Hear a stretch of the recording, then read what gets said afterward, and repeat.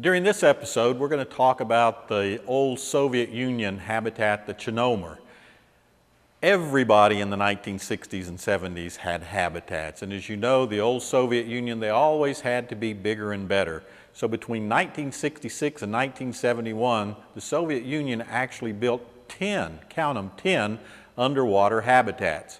But Chernomor was by far the most extensive and the most advanced. Now, by Western standards, that's not saying a whole lot, but as far as the Soviet Union habitats where it was the best. Mainly it was a platform for engineering studies, and one thing it did have going for it is that it did carry out 30-day missions, and up until 1969, during Tektite 1, when you had 6 aquanauts staying for 60 days, a 30-day mission was pretty far out there. Not too many people stayed for 30 days.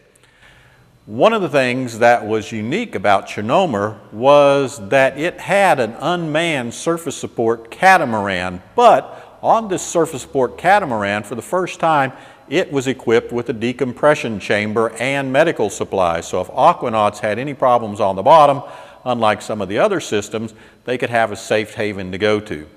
Now, Chernomor, by habitat standards, was pretty small. It was only about 10 foot by 26 foot. It could hold a crew of 4 to 5 people and was designed only for a depth of about 164 feet. Now, in 1968, it was modified to include a wet room. This increased the overall weight of Chernomor by 12 tons. So now you had the workspace and a big wet room. And of course, since they modified it, they had to call it the Chernomor 2. It carried on missions all the way through up to the mid-1970s when, as you saw from reading the book, a lot of the habitats and the underwater living effort was abandoned.